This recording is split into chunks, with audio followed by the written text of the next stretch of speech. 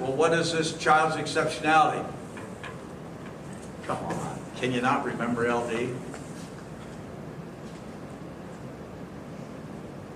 I'm not asking how many minutes for English or how many, I'm just asking you what is the exceptionality. So I've jumped on them all over for that, okay? You ought to be able to say learning disability, don't say LD to them, say learning disability, okay? ID, what's ID? Intellectually disabled, very good. All right, contact me for any 45 AES placements. How many of you know what a 45 AES is? Rest of you? All right, if you're a special ed child and you do certain things, then you will be taken out of your school and placed into what is called an alternative educational setting, AES. That can be up to 45 school days, okay? So here are the reasons. If you don't know them by now, here are the reasons. Second drug offense. Second drug offense. Trafficking or solicitation. Okay, solicitation is more a gentler word for trafficking. And it's also in our state codes, by the way. And then the other one is weapons. And the knife, if it's a knife, even though in Kansas right now, I don't know if some of you knew this, but in Kansas right now, you can carry a machete with a 100-inch blade if you want. Downtown Hutchinson, they can't do anything. The state of Kansas now allows you to do that, but you can't bring it on school property. There's where we intervene. We don't care anymore about the size of the blade, except in special ed, it has to be 2.5 or bigger. Unless that little 2.32-inch knife was used to threaten somebody and all that kind of stuff, then you better ask for an AES and bring him to a hearing, right? Any questions about that? So when APs write me a quote-unquote AES request, I tell them to write me 2 little sentences, give me the facts, okay? Remember Jack Webb, Dragnet? No, you guys are all too young. Okay? But anyway, he used to say just the facts, man, just the facts. So, just keep it simple, very, very succinct, to the point, the whole 9 yards, and then you request the AES placement, then I, in my particular district, place them in an alternative setting. Okay? They're gone for 45 days or less, depending upon what you all decide. Is that a disciplinary procedure?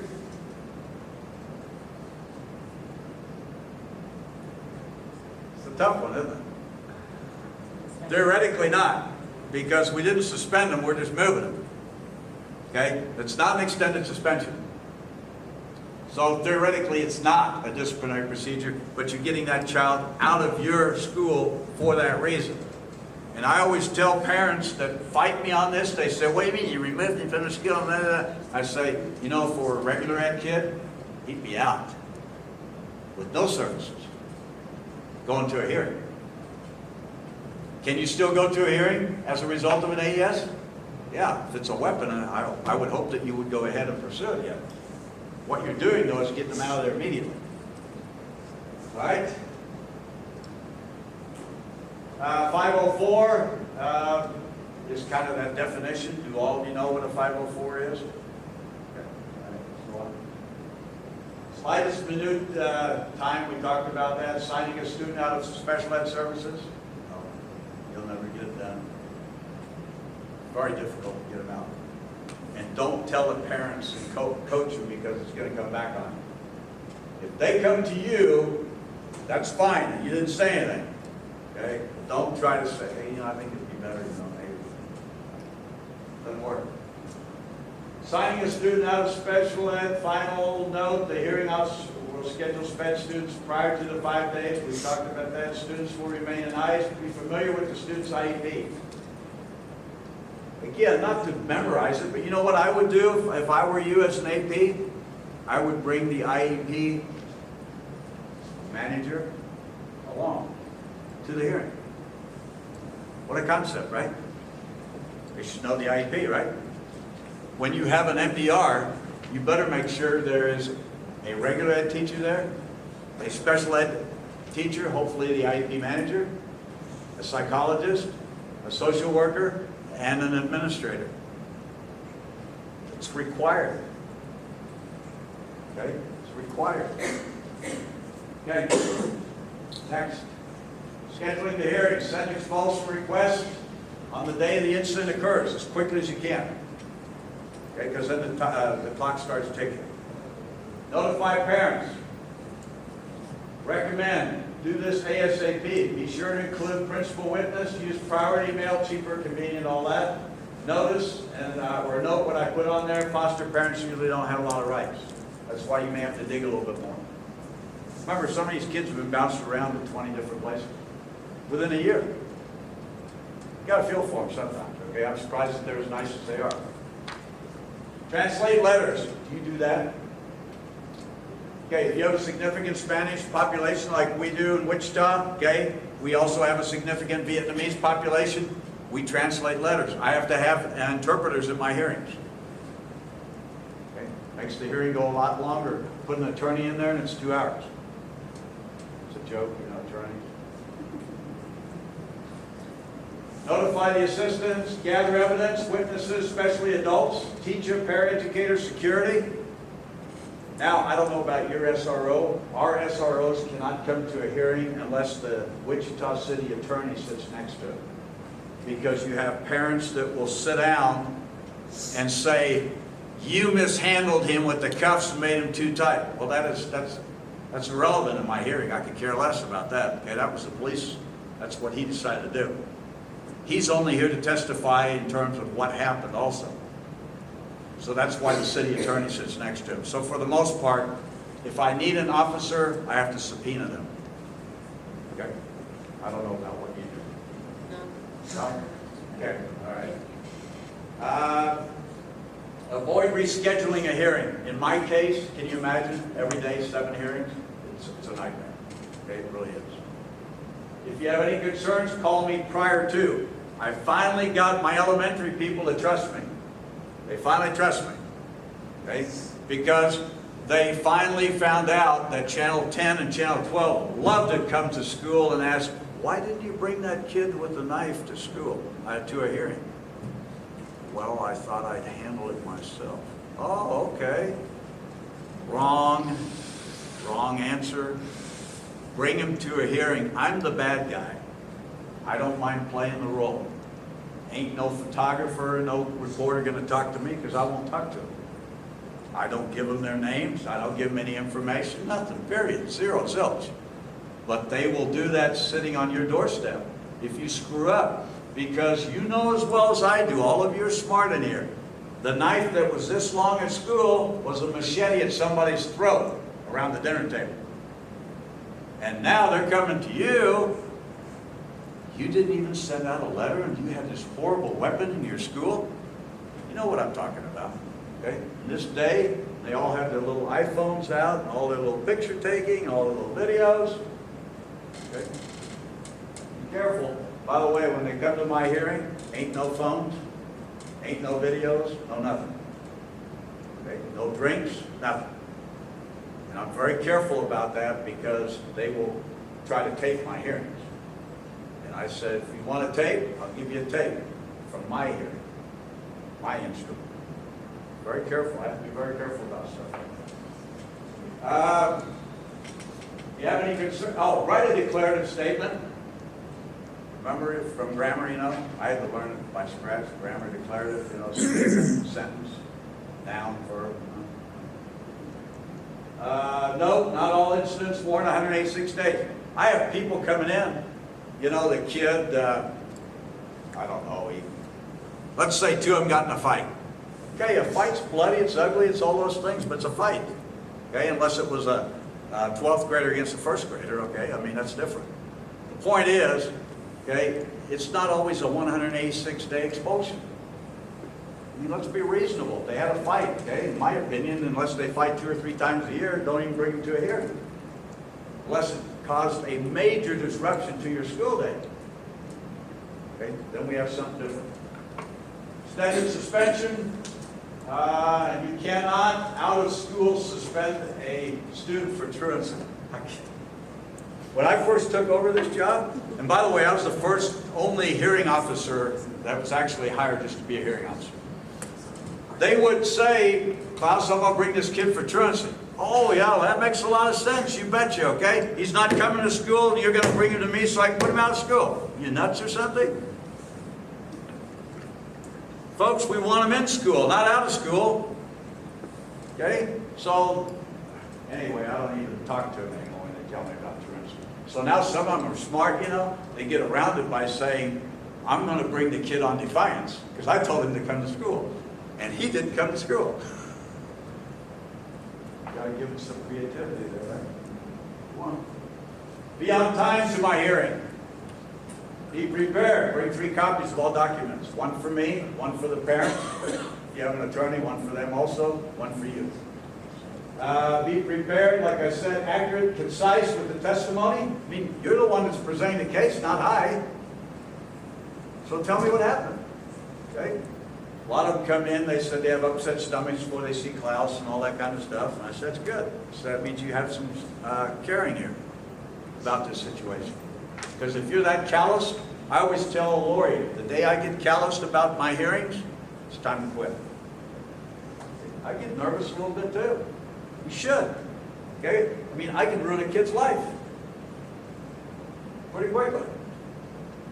Let me see. Bring physical evidence, knife, replica, gun, drugs, pictures of all that stuff. Pretty cool.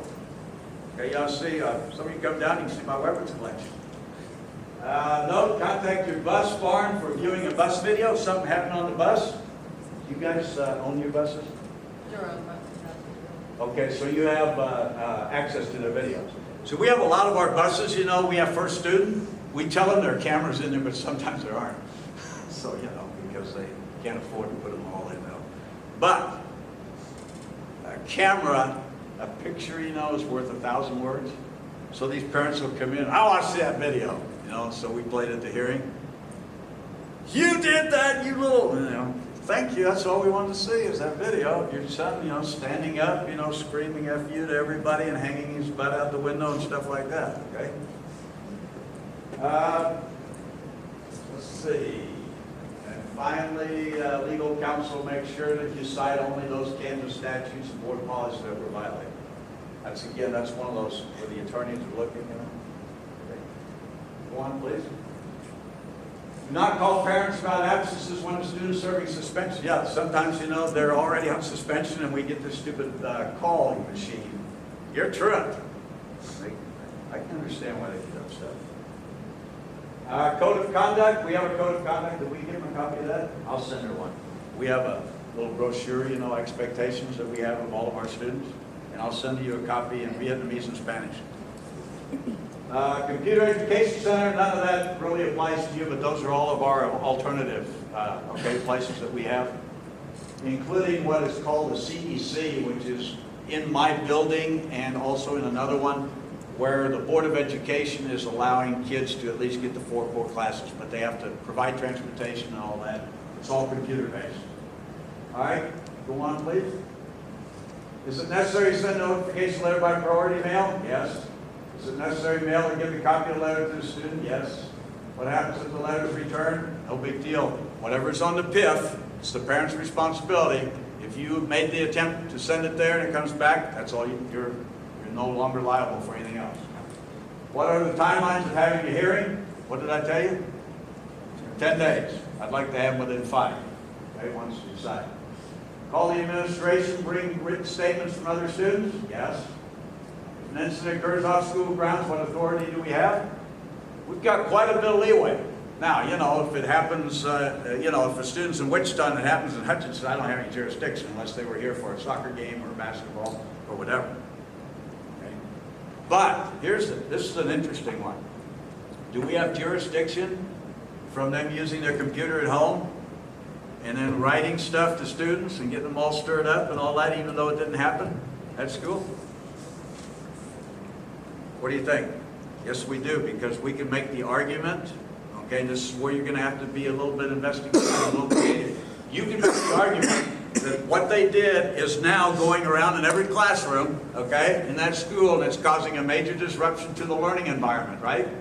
Besides the fact that it's caused an unsafe, okay, because all of a sudden parents find out about it, they don't send their kids to school. That just recently happened in Derby, by the way. I don't know if you followed that or not. Where that kid made that threat out of Florida on the Derby schools. Did you hear about that? Through the internet? What exit codes reasons are used for an expulsion hearing? Well, all schools must always enter suspension on Synergy. That's our program. Whatever computer system you have, right? You put it on there. Okay? It could be for fighting. By the way, do all of you know the difference between assault and battery? Okay, here's, if you just remember a couple of things. A battery will always be physical. An assault is not necessarily always physical. But a battery, there was always contact made. In an assault, the key element of an assault often was that person's perception, okay? That person's actions or what he said to me put me in fear of bodily harm. That's the key there. Now in Kansas, they use assault and battery kind of almost synonymous at times. But in reality, okay, there is a difference between the two. Because we have aggravated battery, we have simple assault, okay, right on down the line. Let's see. Okay, student has gone through, okay, we've done that. What terminology are we to use? Short term, I think you all know that by now. Here we go, that's all right, put it on that. Trafficking versus solicitation. I told you the trafficking is more the quote-unquote legal system, okay, in the state of Kansas. Solicitation is a code that we use through the schools, okay, statutes. Assault versus battery, this is a biggie. Sexual harassment, sexual offenses. Sexual harassment, and I'm very, very, very hard on young men that come through my hearings on sexual harassment. And what example I use often is you know, in my generation, remember I told you I was 66, back in the good old days, it was a boys, you know, it's good old boys network, right? Touch a girl on the fanny, ha ha ha, hee hee hee. I said those days are over. And I said the pendulum has gone from here over to here. Okay, so now if a woman is offended by a joke that two males said over here or talk to each other about, you're going down. Even if it didn't happen, you're going down. So you better take care of yourself, gentlemen. Okay, because this is no longer a laughing matter. Okay, people lose their jobs, they go to jail or both. And I mean, I harp on them until I, you know, I almost beat them up in there because they need to know this. And I'll tell you where it's really critical is you guys in high school, you need to talk to your kids, especially boys, that if he's 18 and he's dating a 15-year-old, I can guarantee he's playing with fire. Major, okay? Because if something happens and that parent comes after that kid, he's going to be on the internet the rest of his life. It's a sex offender. There are so many juvenile laws right now, okay, that it's almost like the technology is way out here, you know, and the juvenile laws are just lagging behind still. And I try to get around to the schools. Lori and I, we talk about this all the time because I really feel bad about it. An 18-year-old boy beats up a 15-year-old kid. He's going to the big house. They're not going to take him to juvie. They all think, you know, I'm in high school. Oh, now all of a sudden you want to be in high school again, huh? You know, just a minute ago you told me you're a man. I hate this school and this effing school and all that. They need to know this stuff, okay? And sometimes we don't do the best job of it. You know, I don't like 19-year-olds in high schools, okay, with 14-year-old kids.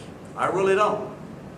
Okay, but special ed kids are allowed to go until they're 21. I make it very difficult at times, okay, by putting them in places, okay, where they don't have, quote-unquote, access to those kids. Does that make sense? Okay. Expulsion out of district, extended suspension versus short term. I think you know that by now. Reassign. I do a lot of reassigning. Okay, you don't have that option as much. But I reassign them. In other words, I'll say I remove them from East High School, reassign them to South High School until 2016. A lot of people say, well, you're just pushing the problem off to another school. That may be the case, but my success rate is what, 85%? So that's not bad. Okay? Sometimes a new environment is all they need. Fake acronyms, don't use those in front of parents a lot of times, okay? Tell them what it is. IEP, you know that FBA, you all of you know what a functional behavior assessment is? Okay, if you're doing that, or if you're in the guest process, or if you are in the process of an evaluation, can you bring a special ed kid to a hearing? If she said to the parent, or to her administrator, or to her child, or anybody, I think this child needs some services, we need to, that's all it takes. They're protected by federal laws, can't bring them. Be careful what you say. LRE, least restrictive environment, do all of you know what that means? Okay. EMCU, exploited innocent children's unit. That's who gets involved in these sexual, okay, crimes and situations. You know? AES, alternative educational center. Okay, please. Yeah. Ain't too bad. There are a lot more things I'd really like to tell you, but it's a lot of stuff I put out there, I know for you. What do you think? And don't really call it, this is just the way we do things in Wichita. But I'd love to have, like I said, if any of you want to come down, spend, you know, a half a day or something, or just even a couple hours for a hearing, I have no problem with that. Could you give me an example of an elementary hearing-based You bet. situation you've seen? Yeah. Obviously weapons, drugs, but Here's one of the most unfortunate ones I had just a couple of months ago, where a kindergarten touched another kindergarten's private parts. That's where we are in this unfortunate world. They see it. Okay, you can't tell me that that's innate. It's not. They saw it from somebody else. Their mother was abused or whatever, or a brother abused him. We get a lot of battery on pupils, where, you know, they hit each other, or you got a kid that's total, you know, as an elementary principal, you got kids that go over, whack somebody else, okay, kick, scream, tear up a room, you know, and all that kind of stuff. Those types of situations. We've had weapons brought, including I had a real gun brought in a bag. And you know, the problem right now with replica weapons in this Kansas, I won't get into the governor, he and I are good friends. That's a joke. Anyway, there are times when I question the decision-making process of a legislature to allow even more access to such things as weapons, okay, guns in this case. It makes our job a lot harder, obviously, as educators. Okay? But my police officers in Wichita, they will tell you, if there's not an orange tip on that thing and they point it at us, we're going to shoot it. It's as simple as that. They said, we make that decision like this, okay? And unfortunately, I hammer that point home over and over and over again, because I have parents coming in and say, well, it's just a soft air pellet gun. And I say, I put this thing on the table, you tell me that doesn't look real? I said, where's the orange tip? Oh, we took it off. And I don't know, several years ago, if you guys know this type of stuff that I'm always, you know, I got to think in this dark area, but in LA for a while, the gang members were putting orange on their real guns and shooting police officers. Does that help you at all? Some other elementary things even are, as you get the older ones, the 5th and 6th graders, gang activity. That's when they recruit. You get marijuana. You get sexual acts, you know, where they touch a girl. Any other questions or comments? Do you get much at the elementary level battery on the staff member? Yes, and you know, I used to kind of, I don't know, you guys probably figured out my personality a little bit by now, but I used to kind of think that how'd that happen until I had an elementary teacher come in And what had happened was, it was a kindergartner, and he was eloping, and in that case before, you know, now we train, okay, how to do that. But anyway, she picked him up and had him like this. And he went bam, her nose was like this. She came in, she looked like a raccoon. I mean, broke her nose in 2 different places.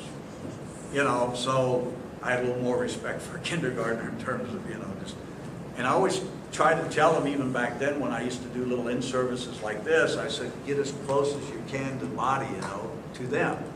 And don't, you know, don't squeeze them or anything, but try to get, so anyway, battery is usually kicking him, scratching him.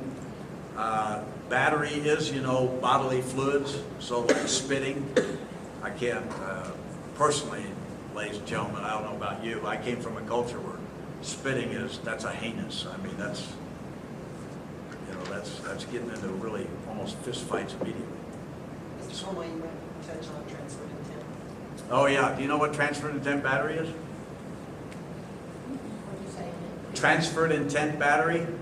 Okay, transfer intent battery is if 2 students, let's say that the best example I have is they're fighting, and a teacher is there to intervene, and they're really wanting to whack each other, but they end up hitting the teacher. So that's a legal term of, yes, they touched you, but they really did not mean to, and so then I give them a lesser punishment, if you will, okay? It's called transferred intent battery. So I'll tell you this, and I don't know about Hutchinson because I don't know enough about your history, but even with the 52,000 students we have in Wichita, I have yet in my 10 years in this office to have gone or had a child before a hearing where he just walked up to a teacher and went, bam. It's usually pushing them out of the way, okay? It's usually doing this kind of stuff because somebody's got a hold of them. It's usually in a fight, you know, or somebody's restraining them, you know, and then they go wild and all that. But we haven't had just somebody just totally just walk up and just cock. So that's good, okay? I think that's a good sign still, you know. I still have faith in our kids, folks. All of you are administrators. You know as well as I do. We make the statement, I run my school, but we really don't. If we don't have communication with our kids, we can pack it up because we ain't going to run that school anymore. I'll tell you that right now. You have to allow those kids, okay, to come to you, make them feel comfortable about talking to you or the SRO or to the coach or whoever, custodian, just so we have that communication channel open at all times, okay? And they'll tell you almost anything. They don't want an unsafe environment. They want a safe school. And I guess I never lose my faith in kids because in this hearing office I hear over and over and over again that it was a child that said, or a student this, or, you know, or went home and told mom and mom called or dad called. So that's always good. With your elementary hearings, your options are fewer than you would have for the high school student. So one of the results of that is that mostly you tell the child they're on the path to the big house, they keep doing what they're doing. I mean, you can't just, I guess your options need to be fewer. Well, what I do is I reassign if I can. If it's a situation where it's very volatile and it's causing a major, because you know as well as I do, those of you in elementary ed, eventually the parents are going to come to you and say, hey, you know, what's going on here? Okay, my child's not learning because this kid's doing all this stuff. So what I do is I move them